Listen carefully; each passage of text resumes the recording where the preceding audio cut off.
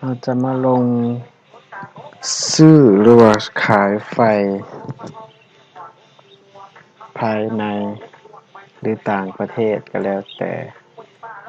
FB50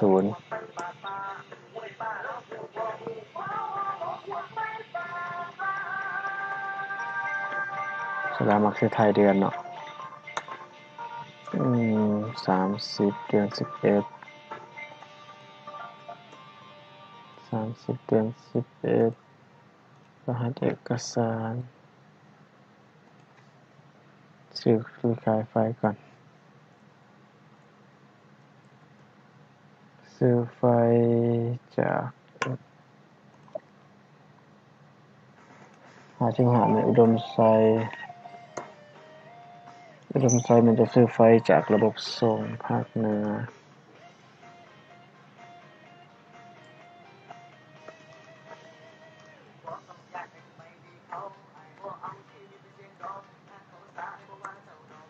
เอาออกจากใจอ้ายซะ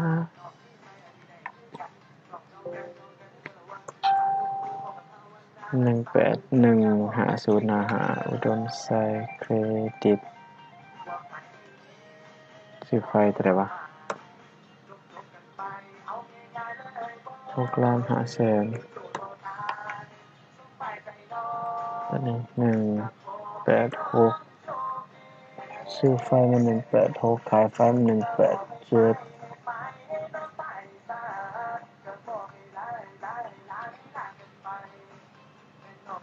6,500,000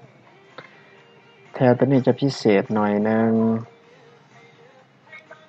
เราจะไปใส่พาร์ทเนอร์น้องเป็นหยังคือซอกหาง่ายแท้เนาะติ๊กๆมา2-3บาทก็เห็นแล้วพาร์ทเนอร์ละล้านย้อนว่าเราจะมาเข้า edit แล้วเข้า screen variant นี้แล้วกด select screen variant แล้วกดเลือกตอนนี้เราเข้า transaction ของ FB50 เราจะเลือกใส่50นี่ FB50 นี่แต่มันจะยังแต่แถวที่จำเป็นขึ้นมานี่ CC เราซื้อจาก Northern เนาะ Northern เราสามารถ Northern มัน32เราติดได้เลย CC 32นี่ Northern Office แล้วก็มาซื้อไฟจากเพิ่นแล้วตัวนี้ก็ต้องใส่อีกว่าสมมุติเราซื้อ300หัวหน่วยแม่นกิโลวัตต์โมงแล้ว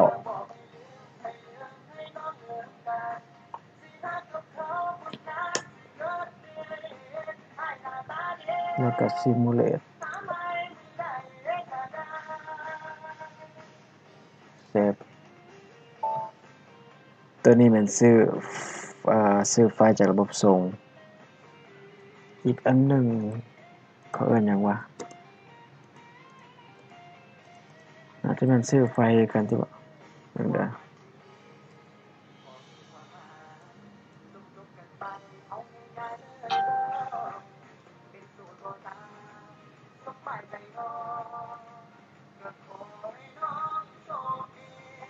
ซื้อไฟล์ระหว่างสาขาบ่จะมี181ของสาขา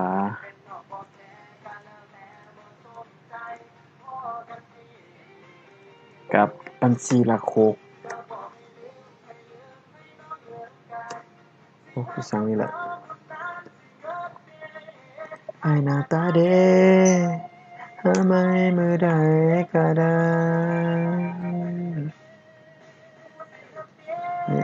ซื้อกระแสไฟจากภายในประเทศซื้อกระแสไฟภายในประเทศ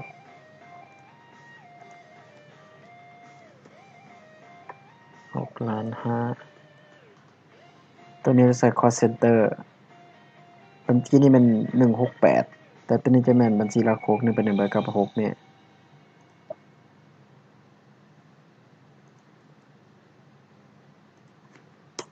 ใส่ call center ของการได้รับผิดชอบแผนกบัญชีการเงินบ่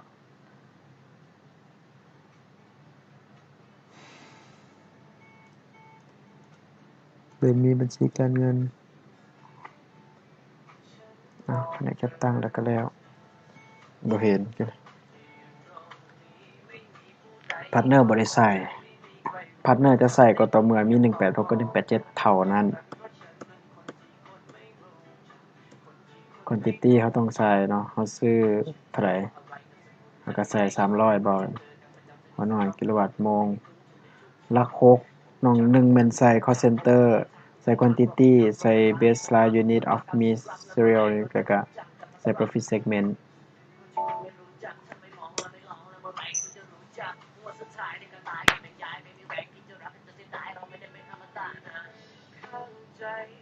profit segment แม่นเราซื้อไฟจาก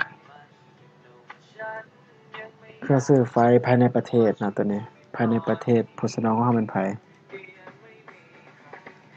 F supplier เป็นผู้สนองต่างประเทศ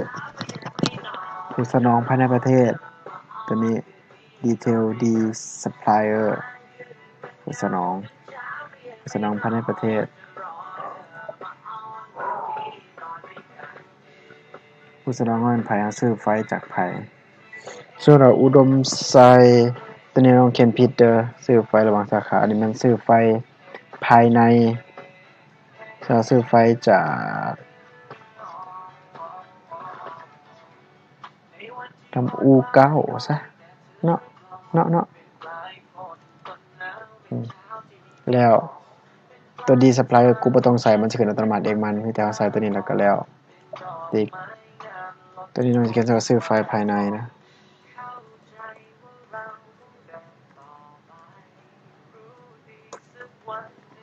ต่างประเทศก็จะแม่นเป็น1อันนี้ภายในตัวนี้เสร็จต่างประเทศให้ตัวนี้ซื้อไฟภายในก่อนแล้วเบิดเนาะ simulate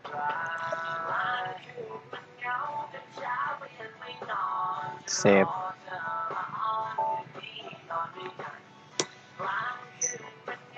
แล้ววันนี้ซื้อไฟต่างประเทศสมมุติว่าอุดมไซด์เราซื้อไฟกับจีน30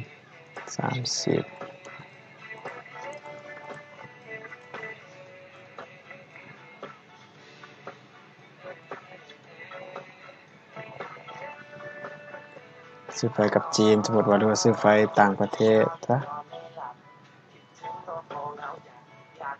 ซื้อไฟต่างประเทศอาจจะ181สาขาเฮาเครดิตสีแพงๆหน่อยหนึ่งเอาจาก60ล้านตัวนี้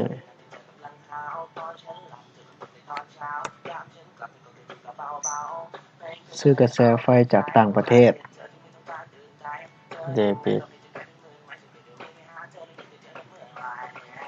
ตัวนี้ใส่ call center คือเก่าคืนนี้นอนด้วยกัน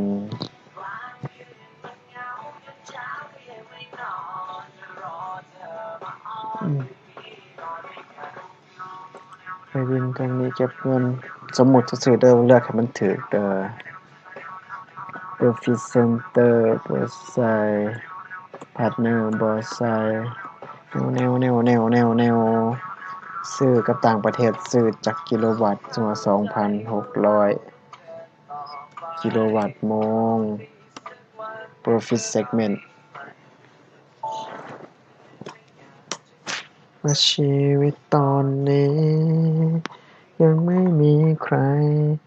กินนี่เฮาซื้อไฟภายในแม่น D supplier เฮาซื้อไฟต่างประเทศจะแม่น F supplier จะรอเธอมาซื้อsorry เขาต้องเข้า detail F supplier เขาซื้อจากจีนเนาะซื้อจากปางทองหรือว่าซื้อจากนาหมอบ่สมมุติซื้อเนาะสมมุติซื้อจากนาหมอเมืองหลาแบบนี้ตัวนี้เป็นต่างประเทศเด้อจือเด้อตัวนี้เป็นภายในประเทศตัวนี้ต่างประเทศโอเคแล้วเราก็ simulate จบ enter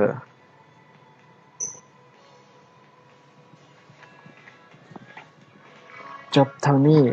ถ้าอยากปิ้นแล้วก็ copy ไปปิ้นนะ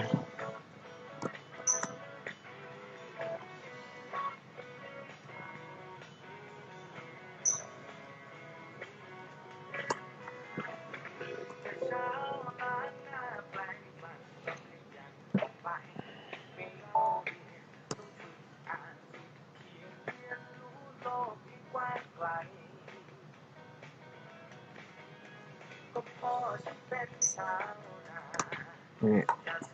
ซื้อกระแสไฟต่างประเทศอุดมสายโอเคเนาะถ้าว่าลืมรหัสเอกสาร /NZGL05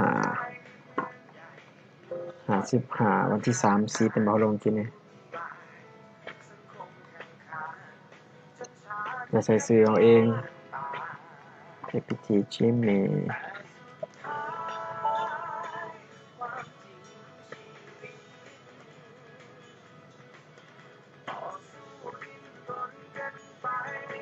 ก็เท่านั้นเป็นชาวนา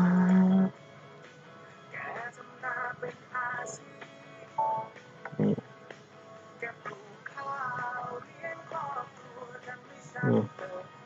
รหัสเอกสารตัวใดล่ะสืบไฟล์ภายในตัวนี้สืบไฟล์ระหว่างสาขาตัวนี้สืบไฟล์จากระบบส่งถ้าเราให้รหัสเอกสารเหมือนตัวนี้ล่ะ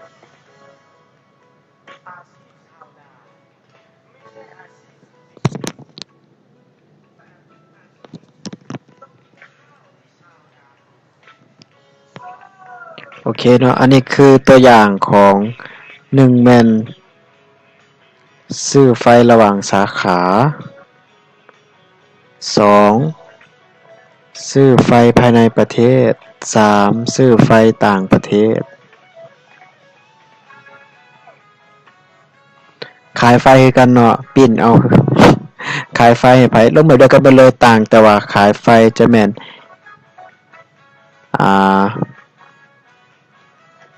187ที่โค้ดเดียวกันหมดเลย